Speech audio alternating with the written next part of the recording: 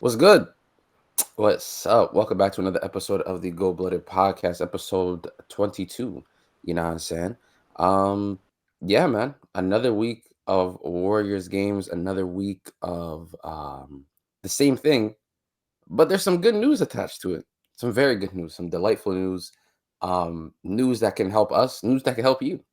But before we get into all of that, you know what I'm saying? Make sure to like, comment, and subscribe if you haven't already. Turn on the post notifications to be notified when we're uploading next. This is your weekly podcast, 22 episodes in, with the same guys as always, the same fellas. Fellas, how we doing this fine week, man? What's been going on, man? I know it's break for some people because classes are over, the holidays are coming up. You know, it's the season, man. So how we doing? Good man. I finally had a healthy week. I had a good chance to just recharge my mental battery since a lot of these games were NBA Cup games, so they were just weird scheduling for the entire week. So me personally, I took a week off of like hardcore watching basketball, but we back this week. Big trade for our team. Can't wait for the pod, man. I'm excited, and it's cold, by the way. It's very much cold. I will agree. Yeah. It's very cold. Denver, talk to me, man. I know it's not cold where you at, but still, man. What's Uh, happening? sir, yeah, it is cold, sir. But Is it? yeah, man, it's been a decent week. Can't complain. Although I can, but that's besides the point. I'm Yeah, doing good. I'm doing good today, man. that's great to hear, man. You know what I'm saying? School's finally over for me. I'm on break. You know what I'm saying? So I Oh, finally cool. get to catch up on some sleep. Not today in particular. I didn't really sleep a lot, but yeah, man. I'm just glad we're back. You know what I'm saying? Do a 360 real quick, Milk Demon. Okay. All right. I think you read that out. Nah, Interesting. it was so, when something's so crazy, you just got to read it up. I Really don't even. captivating for you, huh? And I don't It even wasn't know. I don't even captivating. know who he's referencing. So just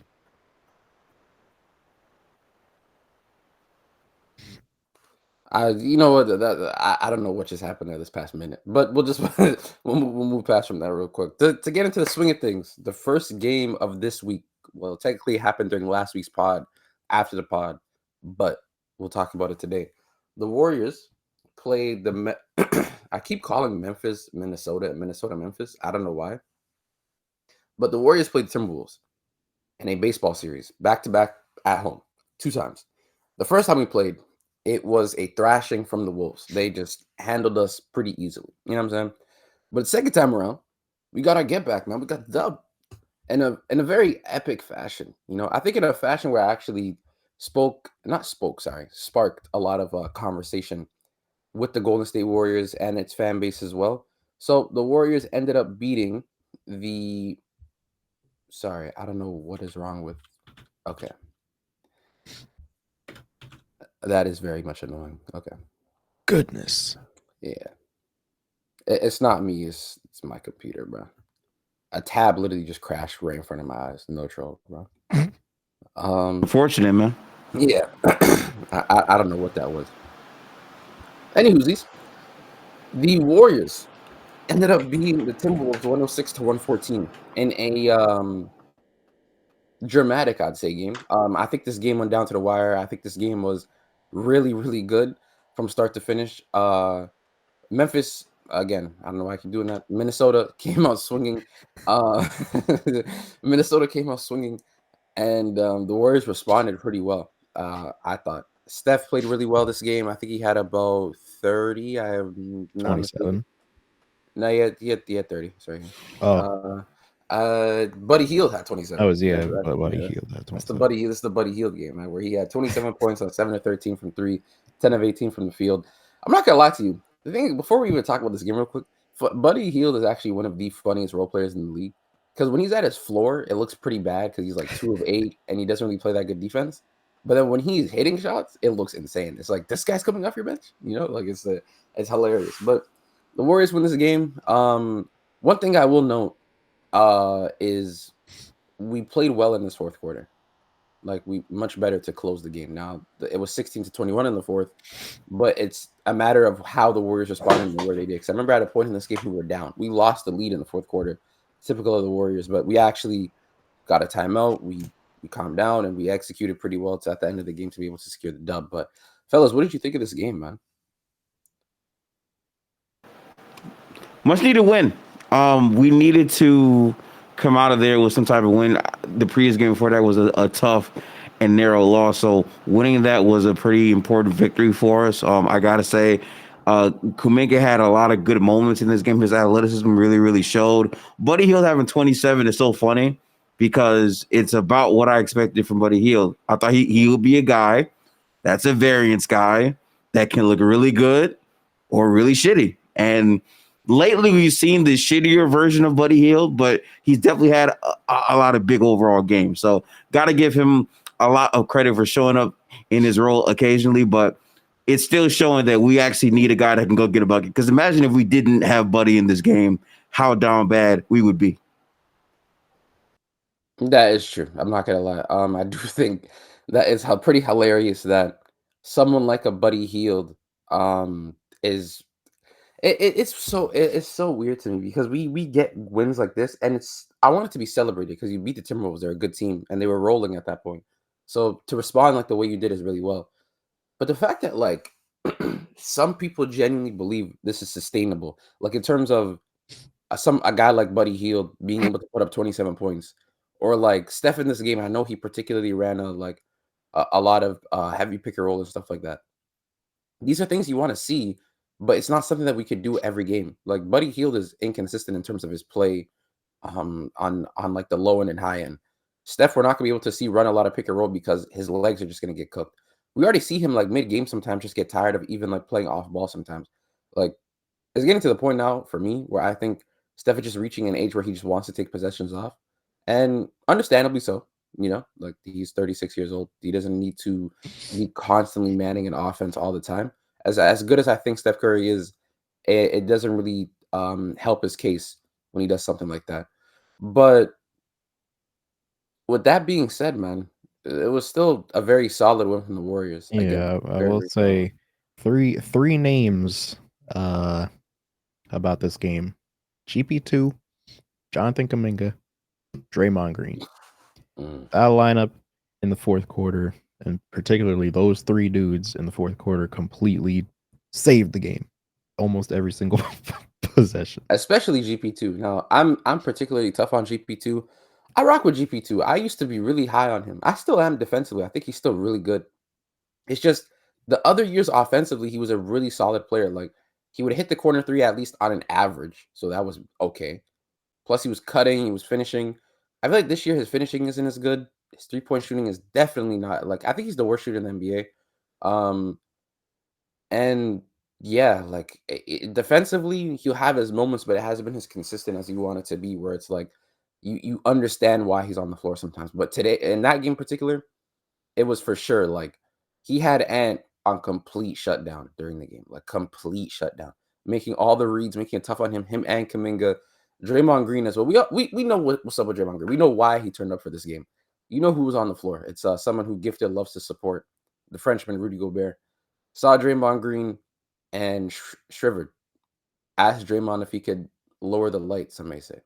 But I'd like to respond directly to that comment from Nose Ball. Um, Twitter is stupid, and I have to say this repeatedly. A lot of people saying, "Oh my God, ISO Draymond." Guys, we had a generational screener set that screen that opened up that dunk for Draymond Green. Another skill set. And I'm gonna just say this for those in the back that don't know. Yes, Steph Curry is a better screener than Giannis. Think about that. The impact that he set with that screen to elevate Draymond for that dunk to help us seal that game, bro. That's the gravity we be speaking of, man. I mean, I'm with you. I'm with you. Listen, rotation, great rotation, that's the defense. That's the foul.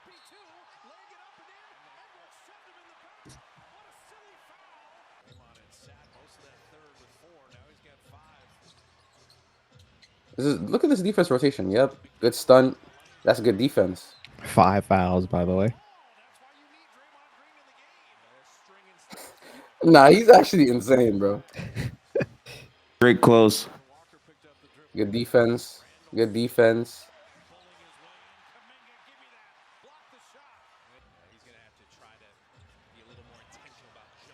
Good rotation.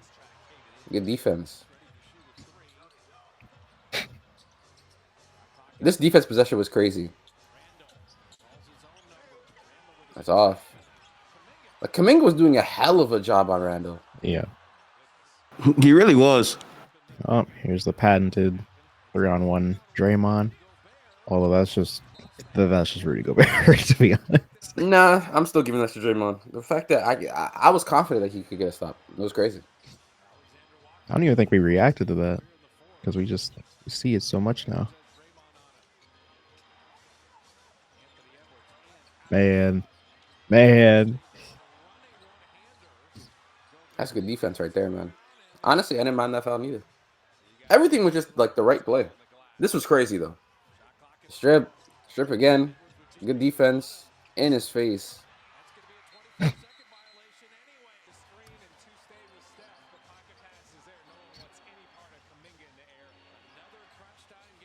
That's just a crazy That's shot. just a crazy shot. But that's like Ant just being unwilling to give the ball to Rudy, which is understandable. This is good defense again. But Anthony Edwards could not agree to save his life in that fourth quarter, bro. Did you see the helper recover by Kuminga though? It's crazy. There's like when I see stuff like this from Kuminga, that's what makes me really high on him because it's like, bro, defensively he could be everywhere, bro.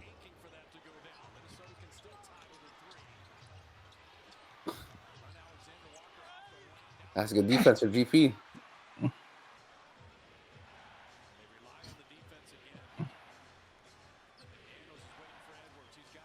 Yep, good defense again. Man, he absolutely hounding Anthony Edwards. He was on him. Blitz steal, bro. Big three. All right, now here we go. No. Pause it. Okay, now what Twitter will do is post this out of context and try to shit on Rudy Gobert. Like Draymond just ISO'd this nigga. Play. Watch the screen that's coming. That no one called out. Pause right there. No. Go back and pause right at the context of the screen. This is Giannis. That is how you screen, Giannis. That's how you set a screen. Generational screener, man. I mean, let's go. Can you go back to the start of the play? I just wanted to make it be clear. One, Rudy Gobert is guarding him like Draymond's actually about to hesitate pull off of this tweet. So as much as you love Rudy Gobert, that's just horrible defense. Immediately. That's wait. That's horrible defense on Draymond Green. Are we serious? To guard him at the 3-point line at the end of the game? Yes. Shoot that three. Ended off a hesitate pull. Please, you don't guard him that high. Respectfully, even for someone that I love Draymond. But nigga. Anyways, as I continue to say, as Draymond after last night, he had 5 threes. We'll talk about last night. Last night was insane. But still, letting Draymond walk into a tween hezzy pull up three, I live with that, bro. That's just something you live with. Again, horrible defense. Rudy Gobert, you're a 7'3" center. I understand Steph is setting a screen and you have to respect his shooting. But one, you playing this high puts you in a position where you have to go over a ball screen where you shouldn't have been over the ball screen in general. So yeah, it was good screen setting by Steph, but also horrible defense from the supposed DPOY. So like I don't know, man. Supposed DPOY. I think you mean confirmed DPOY. Ain't no supposed. Only DPOY I know who's not a riser in the postseason, by the way. But like it's cool though, it's calm. I mean, yeah. But ironically, in this whole game, he was very good defensively. Not really. Not okay. I don't know what you saw. He gonna cap. We were putting him in hella pick and roll action. We were just getting free buckets. I don't know what to say. But that was pretty much the game, man. I'm not gonna lie. That last like 5 minutes was insane. Like it was an insane watch. I remember after the game was done, I went back and rewatched it itself. And yeah, honestly, hell of a game. That just put a nice little smile on my face. I'm not even gonna lie because it's a good one. And we're gonna have to talk about the next game. Now let's get to it. Let's get to it. Anyways, if you're wondering why I'm very saddened by this next game that we're about to discuss, it's because it was a very sad game in general. So as we know, the Warriors were like 3-1, I believe, in in-season tournament, and they got the opportunity to play in the quarterfinal um, against the Rockets. Now, for those of you who know about tradition, we love talking about it. We always beat the Rockets. It's always been a thing. Um, and yeah, but in the in-season tournament, that was not the case. We ended up losing to the Rockets. 99. Oh, sorry. Whoa. Why did I pull up this game? 91 to 90. I hate ESPN. I hate ESPN. ESPN, count your days. What? Count your Hey days. KB. Oh, do you Count your days. mind if I show you my favorite play from the game? Yeah, actually, show your favorite play from this. Oh, 90 to boy. 91. This is the. By the way, before we actually play the clip, real quick, if we could just gift, if you could take off your screen just for a second. So I want to say this, and I want like us to be on the screen. This is what the NBA community has been begging for, in terms of there's too many buckets in the NBA. It's been a horrible watch. There's no defense being Bad played. product. Bad product. Bad product. And there was a game on national TV where it ended under 100 in That shit regulation. was awful. That shit was And I'm bad. not even gonna lie to you. I'm pretty sure. I have to double check. I'm pretty sure since 2022, this is probably the lowest the average offense has been across the league. I'm pretty sure. I could be wrong. Pretty sure. It's definitely not higher than what it was last year, and I don't think it was higher than the year before neither. So I don't know, but yeah, stop complaining about the hoops that we're given, man. At the end of the day, man. Like, why do you want to see Tari Eason pull up middies? Oh, wow. Nah, no. The real question is, why you want to see this?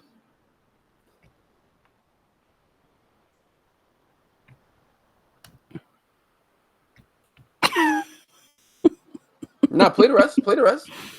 All backboard, nigga. All backboard. All backboard. I just no. I just want y'all to see the space he created. Where's the handle going? He's right there for the contest. He did all that to take early 2000s distance 2-pointer. Yeah, bro. His right foot was outside the 3-point line. His left foot was in it. And the crazy part is there's another play in this game too. Like that's not the only B-Pops play I got, but go ahead, KB. Nah, it's so crazy. Can you play it one more time? Actually? So this season it's 113 points per 100 possessions. Last 2 seasons have been 115. So yeah, your assessment would be correct. Yeah. See, it's the lowest. That is a hilarious assessment. Lowest points per possession since 2022. Yeah. So stop complaining. We're back to playing mid-level offense now. We're seeing games where it ends under 100 in regulation. Like, under 100, bro. I don't understand why they even want to see games like this. Like, that's not even a good watch.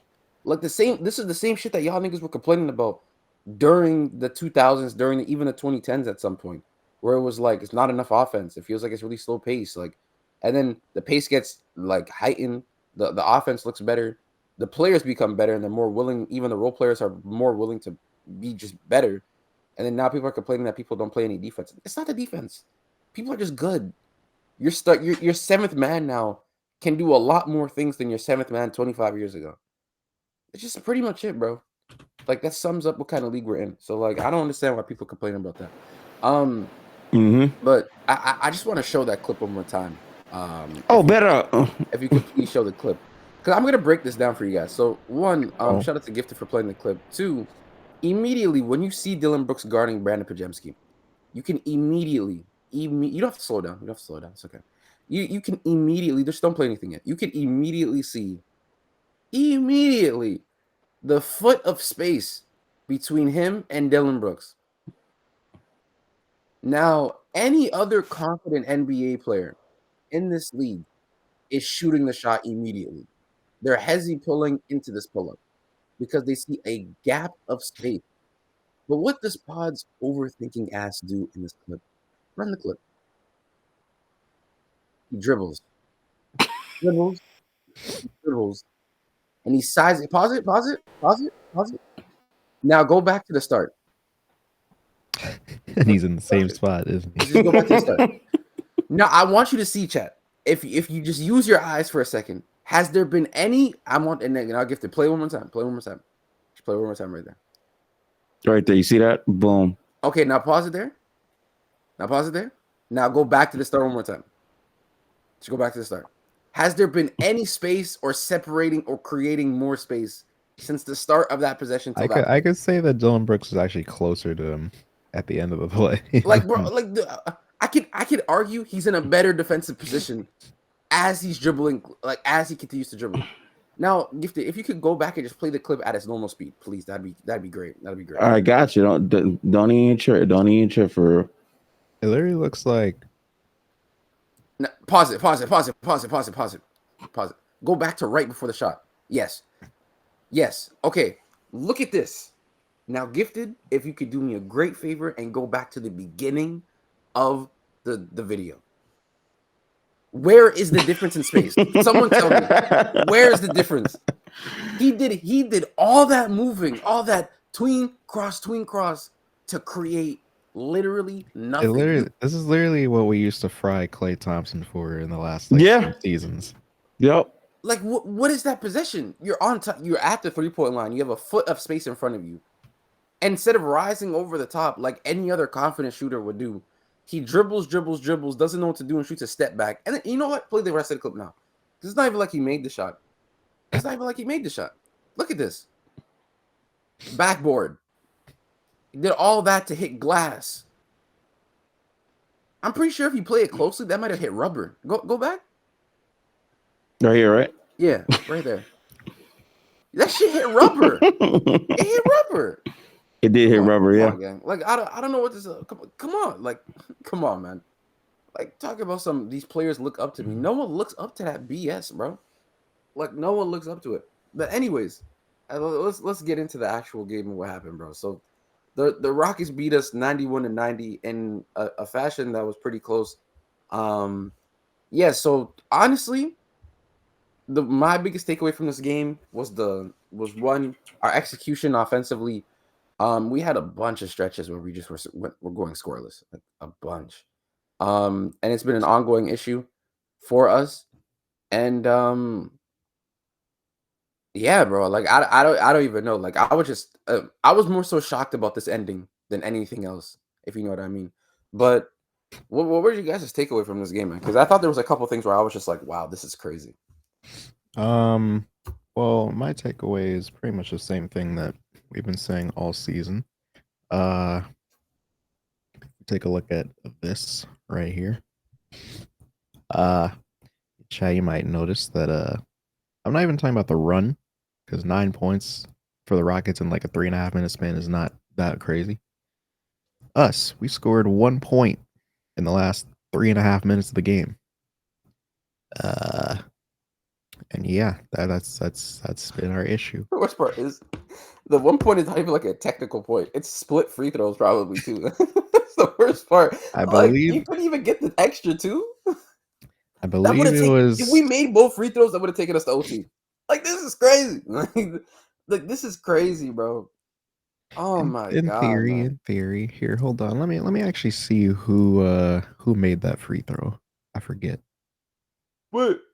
Hold on. Because can we let's just talk about it, man. Stephen Curry's whistle is like genuinely to me one of the most egregious things in the NBA. Now you're probably asking me, why do you think that? KB, what's up with it? Why would you like believe this? He's a superstar. It was Kuminga. It was Kuminga. Who split the free throws? Yeah. That's shocker. But yeah, man. Like I don't understand how one of the league's biggest superstars, not even biggest, outside of LeBron James, there's not a superstar in the league bigger than 30. No, we all know this.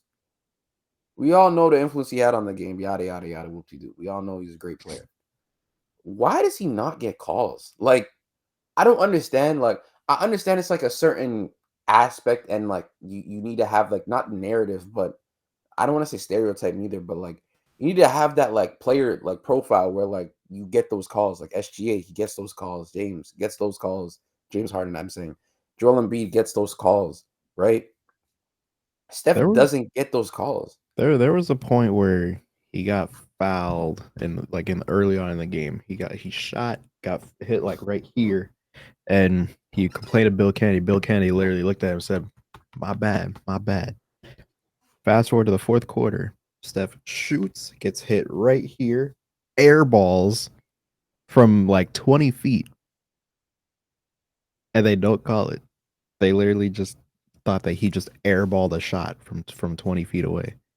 And like it's baffling to me, So Chad. so That like they apologize for not calling the foul and then didn't call it. like Oh man. it's insane, bro. It's genuinely insane. And I don't want that to be the biggest takeaway from the game because I hate when I blame everything on the refs. But when the game is so close like that, where like even minuscule like minor things like the foul on the three or the jump shot foul or Steve Kerr calling timeout at the end of the game and it not being called a timeout. Even And the way both teams were calling timeout and and nobody even got the one. way it was being refed as well, where it was just very physical, you could get away with a lot of things. Like I was okay with the refing being that physical, but the way we just lost in terms of how it went out was some of the biggest bullshit I've ever seen. Some of the biggest bullshit. Like the fact that you called a foul on a literal jump ball there is insane to me. Where it's just like, is it a foul? Probably. But the way you've been refing the game, that's not a foul. There's been literally probably 40, 50 more foul calls to make than that one specifically before that. But gifted, bro, talk to me because that game in particular was insane, man. Honestly, I'm still mad at the Warriors for going 3 minutes and not being able to score, and it's been an ongoing issue of just legitimate scoring droughts. But gifted, man, what do you think about this game in particular, and us ended up breaking the streak of beating these guys for 15 straight games? It's tough, man. I really felt like that was the one penciled in win we could have on the schedule because every time we play them, we just refused to lose. But we lost that game. Saw the lead dwindle. Our offense could not really get baskets. I swear to God, the amount of B pods, pump fakes be killing me down the stretch, bro. Like my lord, I'm Oh, pretty I sure have a there's other question for you. clips. I have a question What for you. up? What if I can help you? Streets are saying that you stopped the counter because you were annoyed of counting how many BPOS pump fakes. No, No, just I did not. No, oh, it's updated. You want to know how? Yeah. how many? Do you remember the last count it was at? 21, something like that. Mm-hmm. How many games have we played since then? Like maybe 7, 8, something like that. Just think it's at 49.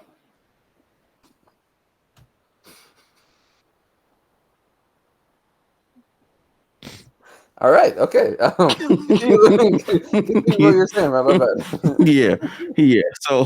So yeah, Ben Simmons been killing me. I gotta say, our offense has really looked rough in these spots. I feel like in some of these moments, Steph can definitely be better in those areas. I think some of his decision making down the stretch in a couple of these games has been a bit rough as well, to be fair. But the offense really needs a guy who, again, can be a reliable go-to scorer and run simple plays. And that's why I'm a fan of the Dennis Schroder trade, because we traded a player that wasn't really playing basketball to get a guy that's been playing at a pretty high clip. By the way, filled up his bag versus us in the Nets loss without Cam Thomas, right? So, I mean, In the there fourth are quarter. some good things he can do, right? In the fourth quarter. In the fourth quarter. But yeah, Yeah. yeah. So, It was just need that. yeah, I agree. Honestly, I was kind of hoping you didn't say anything about Dennis so we could transition to Dennis, but you already brought it up anyways. Got the Got to. cat's out the bag. You know what I'm saying? The cat is out the bag. The bag is out of the cat. The cat's in the bag. Out of the bag. What's in the bag? And one of these cats are going back to the bag, too. Yeah. But anyways, in good news, so Steve Kerr and the front office had enough. They seen B pause pump fake and create no space and said, "Nah, this nigga is ass." So what did they do? They hopped into some serious discussions, so serious that we finalized a deal to go get Dennis the Menace Schroder from Brooklyn into San Fran. So we got him basically for DeAnthony Melton, who again, before we even get into the trade, DeAnthony, I really liked what you bring for this team. The you, Steph, Wiggins, Trace, and Draymond lineups for feeding families, bro. That game against Dallas, I'll never forget. You were a hell of a role player for us. It's just unfortunate that you dealt with this kind of injury, and Yeah. we are at a point where we really need pieces to help compete to be that team. And you were supposed to be that, but unfortunately you got hurt. But yeah, shortest Warrior stint ever for a role player, but he will forever have a dear and dear place in my heart because of the minutes that he gave for this team. Because I thought he was really good for us. But with that being said, just to get back into the swing of things. So Dennis the Menace Schroder, chat, is officially a Golden State Warrior. Like I was saying, man, we gave him up for DeAnthony Melton, gave him up for 3 first-round picks, and got Dennis Schroder and another second-round pick back. So pretty much, as I was predicting, we gave up salary dump and 2 second-round picks to pick up somebody who's been averaging 18 points a game and shooting 38% from 3 on like 7 attempts, which to me is a steal based off of just face value. But we know how Dennis Schroder plays. We know what kind of player he is offensively. And some people were kind of questioning how he would fit on the team. But for me personally, it's the questioning that actually makes it very exciting because we all have a particular system of how we play basketball in Golden State. It's a lot of ball movement, a lot of everyone touches the ball. The ball has energy. You know, if it finds good energy, you will make shots. That methodology. Dennis Schroder has the get it out the mud, high pick and roll. Let's continue to just slow pace. Let me work this defense down. And I'm not gonna lie, I think we need that. I really do think we need that because obviously we know Steph could do that on a multitude of possessions, but he's older. It's not really smart for him to continue to burn his legs against like the Wizards having to spam high pick and roll all the time or in the regular season. We're trying to preserve that for the postseason, but the problem is we need to get there first. And Dennis Schroder can help us do that, but isn't the only solution. But what do you guys think of the trade, man? What do you guys think of the trade?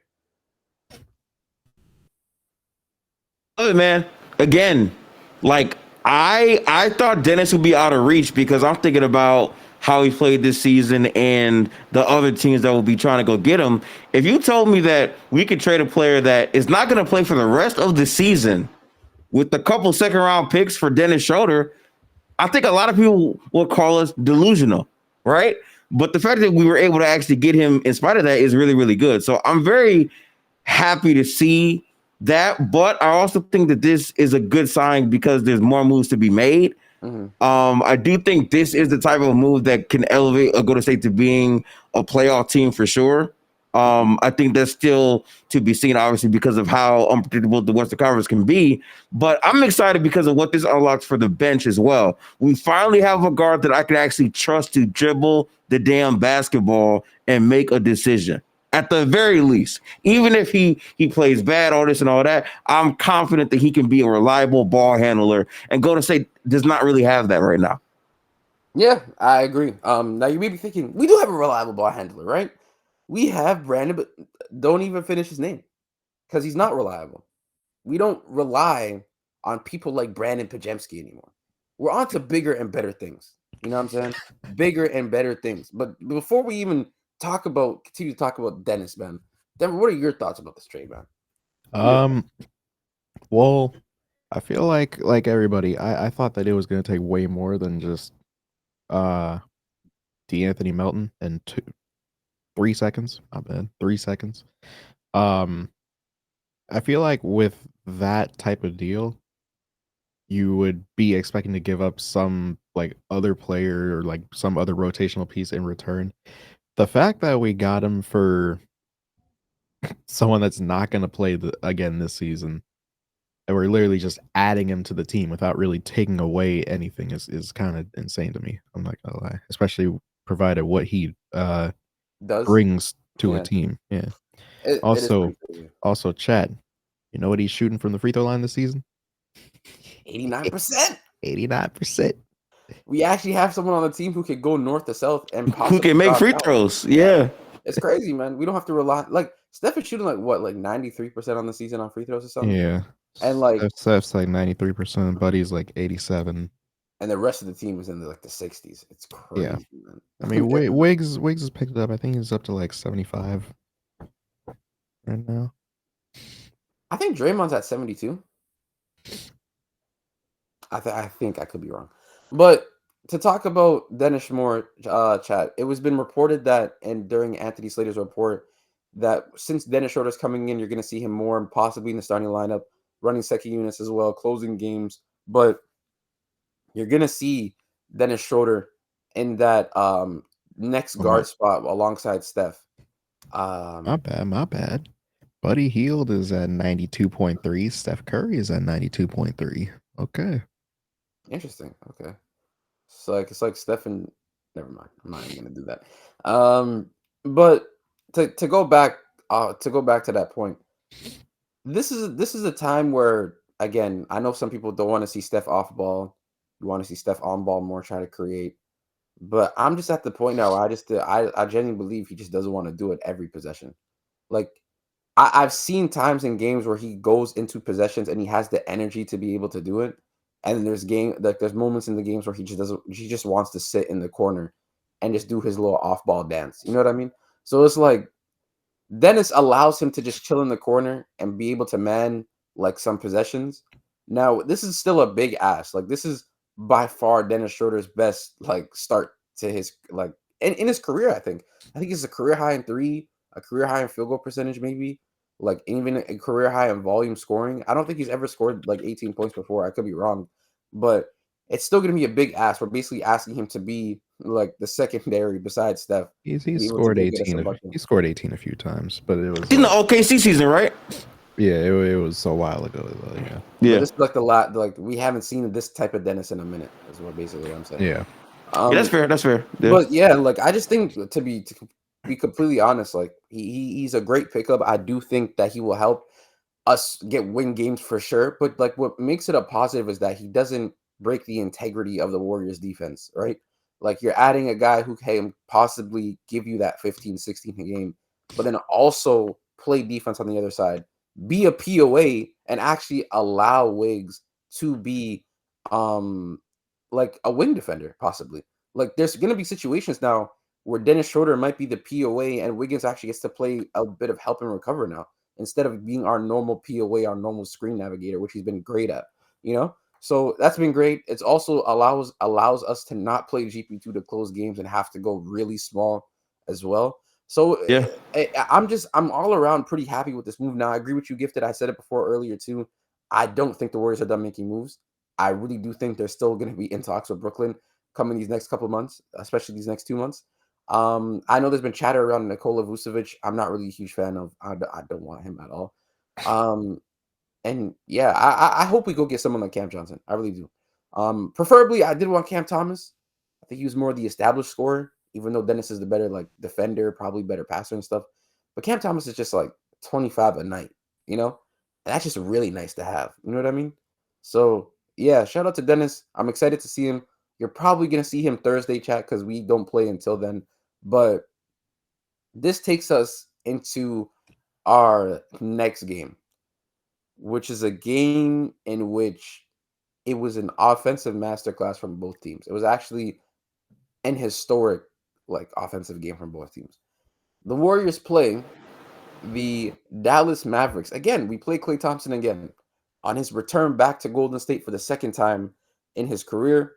And Dallas ended up getting the dub, man. Dallas ended up getting the dub, 143 to 133 in a fashion that was insane offensively. Now, if you just look at the score real quick, if you just even take a look at just what was being done in this court in these games, 46 to 33 in the first quarter. Then the Warriors, after having 33, proceed to put up 41 in the second. And after Dallas had 46, proceed to put up 35. So, like, individually, these numbers were insane. A 33-point third quarter from both teams, followed by a 29 and a 26-point quarter. So the Warriors cooled off a bit, but Dallas somewhat maintained, not even somewhat, maintained their offense throughout the game. This game in particular was just insane offensively throughout the entire stretch. Luka Doncic had a 45-point triple double, played his ass off, amazing, like one of the best players in the league. He came off of a game against OKC where he played horrible basketball.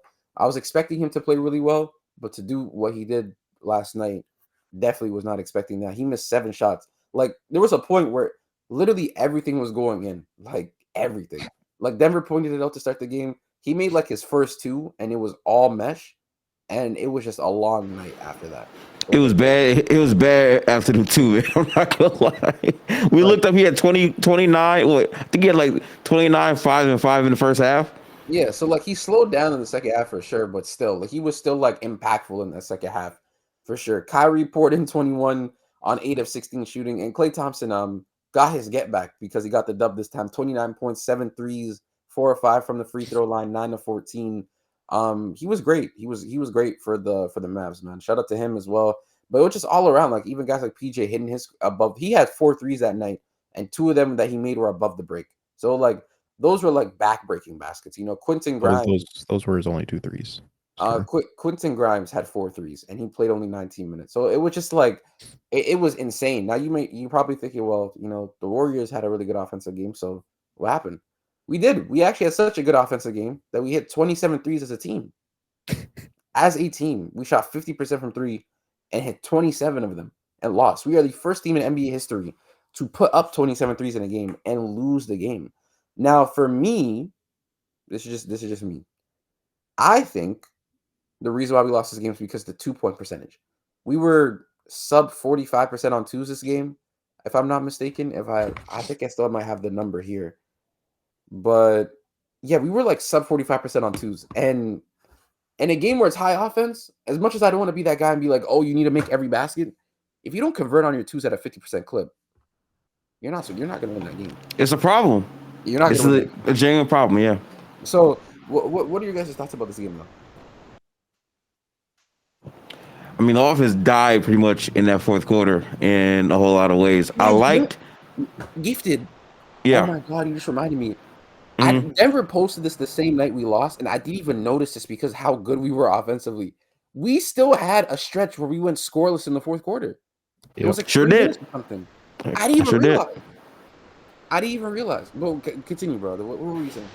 Yeah, the offense died. I know people are gonna blame the defense for this game, but I'm telling you, the amount of shots the Mavericks are making early on, like, bro, they were giving PJ Watterson above the break threes. He hit some. They gave Quentin Grimes a couple shots. He hit some. And then Luka and Kyrie are making like impossible contested, like super high difficulty shots. So that doesn't really bother me as much because I thought the defense in spots was good. There were a couple of shots with Klay Thompson where it's like, why is he wide the hell open off top?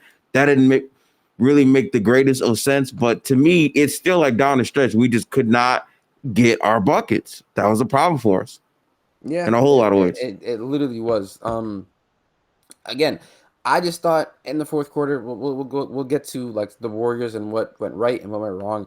I thought just the shot making from everyone today was here. Like Draymond had 5 threes, and Draymond was hitting like all his open threes too. Like his baskets today were actually very crucial. Like I thought he was hitting threes at a clip where we needed them the most. Like I remember when they like increased the lead to like 16. He like brought it down back to like 9 or something like that because of his 3 points made, right?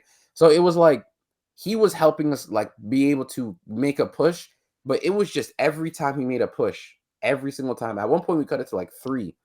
The Mavs just had a response, and you just got to give credit where credit's due. They responded pretty well. They had back-breaking baskets. I thought for me, the 2-point conversion was an issue. The offensive rebound and second chance points were an issue, and the fast break points as well were an issue because the Warriors didn't have a lot of turnovers, but their transition points in terms of the Dallas Mavericks just eating in transition, they outplayed us in transition, a team that's not really that prone to play in transition as well. So again, it was just like very like minor things. Like this is a loss to me where it's like Cleveland. It's like even though you got thrashed and even though you actually performed well and you responded well, it's just one of those where you just hang your hat and you're like, okay, like we lost there. But this type of game is what makes the Spurs loss, the Brooklyn loss, the 2 Clippers losses. Like that's what makes those even stick out. Like hurt a lot more. Yeah, like it just hurt a lot more because you can go to bed knowing that you just put up 133 and had a record-breaking offensive type of game, but the other team just had a better one. Like just had a better one, bro. Especially when you see a play like this. I'm sorry, that's the wrong play. It's right here. Oh no. So Chay, you might be wondering what the hell is Luka doing? Brandon Pajemski over here, he caught the ball in the corner. He got Pods with a pump fake. and he is currently flying by. He's currently flying by him right now. Luka jumping in the air like this freeze frame looks so crazy. It would be Brandon Pozeski. He's currently flying by him right now. So in theory, all he has to do is just wait for him to go by, and then he'll have a wide open shot because PJ is not gonna rotate here. I don't think. Nah, he's not. Play the Yeah. No, wait. Chat, hang on. What are your predictions for this play? We all watch this game. No. We know. I'm just curious for the chat what they might think. I don't think there's a single person in the chat right now who didn't watch this game with us because you know how they get when we lose. We have like 200 plus when we lose in here, bro. Like, come on, the niggas. Well, people are here when they see us lose, bro. So like, yeah. Play the clip, bro. Play. Look at this. He could have just shot the ball. He did. He did shoot the ball. Like, you know the worst part is, I want to go back to the scoreboard real quick. You might be thinking, oh, you guys are being nasty. You know, like everyone had a really good offensive game for us. Look at these points. 20 points. Just follow my mouse here. 20 points from Kuminga. Solid performance. 4 points from Loon, but I felt like he was he was that's about that's about what he does. So I mean, yeah, it's not really about the points for him, but like even that, the rebounding could have been better for him this game. Only 3 boards. He needs to do a better job. Yeah. Wiggins 29, 11 of 20. 29 for Wiggins. Yeah. Steph 26, 7 of 13, 9 of 19, 10 assists, a 26-point double. Draymond 21 points, 7 rebounds, 4 assists, 5 threes. Lindy Waters gave you 4 threes. Like Buddy Hield gave you 3 of 8. He could have been better, but the threes were there tonight. Wait, why is he at the bottom? I don't know. at the dead bottom, bro. I guess they have him as the point guard and Steph as the 2. I don't know. Yeah. No, I mean pause. I don't know why. Yeah, but pause is way at the bottom. 1 for 5, 1 for 3. I didn't even see him. Where is he? Am I tweaking? He's right under Pat Spencer. Oh, he is. Oh my god. Yeah. 3. Yeah. Look at this. 1 of 5 in a game where we put up 133. He couldn't even crack 2 threes made, bro. And y'all expect me to believe this is our guy? And you know what the worst part is? After this game was done, Steve Kerr goes on the mic on the podium and tells people Brandon Podziemski did a good job tonight. Like, bro, what do you mean? What do you mean? That is insane to me, bro. Like, I don't know what people see in Brandon Podziemski, man. Like the thing that always pisses me off is that people are always like, oh, why are you guys being so tough? He's only in his 2nd season. We're being tough because of the expectations that the team and himself put on him to start the year. We were talking about Pods taking 10 threes a game this season. And he was saying it himself too. He said that he had like cut out all of like the floaters and like the hook shots and stuff, and he would be taking more like threes off the dribble, threes like off of screen of rolls. And he's not even shooting the ball now. Like, I don't understand what happened. The guy that he was studying in Luka Doncic, who had 45 tonight, by the way, a fantastic basketball player. He couldn't even get by his idol. He couldn't even beat the closeout off of Luka Doncic. And you're telling me you're studying this guy, bro. I'm not even sure. I'm just so over B positive. This is why I can't wait for Thursday. Make sure to come Thursday if you can, by the way. Playback.tv/Goldblooded. We will be live streaming the debut for Dennis Schroder against the Memphis Grizzlies on the road. But again, I'm so happy we got man, bro. I'm so happy we got Dennis. Like, I don't have to see him close games anymore. Like, it's a blessing, bro. It's truly a blessing. Man. I'm not gonna lie, KB. And like, now. I don't mean to be like a Derry Downer, KB, but you might be thinking too positive, bro. Because what I see is 4-guard lineup. Yeah, I see. That's what I see. I see Dennis at the 1, Steph at the 2, Pods at the 3. GP2 at the 4, Draymond at the 5, man. The GP at the 4, Draymond at the 5, yeah. That is one possibly. midget lineup, dog. This is We're crazy. gonna be running around the floor, man. Oh man, that's horrible. But to that's horrible, man. I really hope we don't actually do that. But to get into our schedule, extraterrestrial What? type shit. Just ignore me. Listen, we got we got technically 2 games this week. We got Memphis and Minnesota on the road. We got Memphis out Thursday. That's going to be Dennis Schroder's debut again. If you're new here and you're watching a participant, first of all, thank you. Second of all, comment Dennis Schroder is the GOAT. Third of all, pull up Thursday, man. Pull up Thursday, please. At 8 p.m., Dennis Schroder debut versus the Memphis Grizzlies. We've been red hot, I'm pretty sure, as well. They just came off of a loss against the Lakers, but they're not going to play till Thursday, and they're going to be at home. Oh my God, they just had a bad loss too. This is going to be setting up for a Memphis. This is going to be a Memphis thrashing, probably, bro. This is going to be crazy. But we play And Memphis. they're playing us too. Yeah. And they playing us. It's gonna be a try hard game, man. Why is that game not nationally televised? But man, the league is not capitalizing Yeah, at I all. don't know. And it's an 8 p.m. game too. You could have had a back-to-back. TNT's been mad, Here, been so hold pussy on. this year. Where are the national games that day?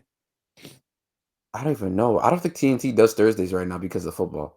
Okay, So so the national games. Okay, Thunder, Magic. All right, fair. And Knicks, T Wolves. they should probably flex. They should probably flex the Warriors game. I'm not gonna lie. But with that being said, Memphis on Thursday. Saturday we have Minnesota at Minnesota. And then Monday we have Indiana at home. And then obviously Christmas Day we got the Los Angeles Lakers, Laker Nation at 8 p.m. ABC, ESPN, and ESPN Plus. You feel me? So, yeah, it's a 3 slate game technically for the week, but for the games we'll be covering the 2, and then we'll be covering the next 2 on the next pod. But my prediction is we split. We win against Memphis and we lose against Minnesota. That's my prediction. What are your guys' predictions, man? I say right foot creep in the eat. That's my prediction. So what is that? 1-1, 2-0, 0-2. What does that mean? I'm gonna say 1-1. We're gonna get blitzed in Memphis, and then we're gonna bounce back against Minnesota. Gifted, what do you think, man? Ooh, man. I see 2-0, man. Really? Why? I see 2-0 because the Dennis game is gonna have a lot of energy in it. And I think the Minnesota game, I think something clicked in the last game that we played them, and I don't think these teams are going to really have film on how Dennis will fit in our lineups. And I'm telling you, a lot of those times where we don't score, we just don't have an offensive guard to do shit on the floor that's not named Steph Curry. And I think Dennis, at least starting out, will have a honeymoon phase where it's like, oh, wow, Steph can actually sit and we can like get some good things going down. So I like that utility. I think that's going to wear off in like 10 games, but I think starting out, there's value there. So I personally could see us winning both games. Yeah, I feel you. I can see us winning both games too, but with this team, I can see us losing both games as well. It's like easily on that. Yeah, it's a matter of like first of all execution. That's one thing. And it's a matter of being able to fit Dennis Schroder in as a glove guy immediately. Like he's got to come in and just play his game. You got to allow him to play his game as well. Like you can't like mid game, you can't be forcing him to play off ball actions a lot heavy, coming off of screens heavy. I do want Dennis to understand the concept of screening, like back screens, running the split action, easy cuts like that. Because there is plays with us where we're able to just get easy baskets, and I don't want us to go away from that. But I want the aspect of high pick and roll, let Dennis man the offense, kind of more heliocentric for someone like Dennis Schroder. You know what I mean? I don't mind that at all. So I agree. And I think Memphis is a good place to start because they have a good guard defender, Marcus Smart. Dennis, I said Des. I was supposed to say Dennis Bain. Desmond Bain is a solid defender as well, and their backline is pretty solid too. So it's going to be pretty interesting to see. So you have 2 very good defensive teams and defensive casts to play come Thursday and Saturday as well. But Yeah, man, that's gonna wrap it up for today's pod. Make sure to like, comment, and subscribe if you haven't already. Turn on post notifications if you haven't already. Yeah, man, you know what I'm saying? Another week of Warriors mediocrity, but it ended off with some positivity because we addressed an issue, and that's what matters. So shout out to the front office. Continue to make trades and sit Brandon Pajemski's bitch ass down. Hmm. Have a good night, man.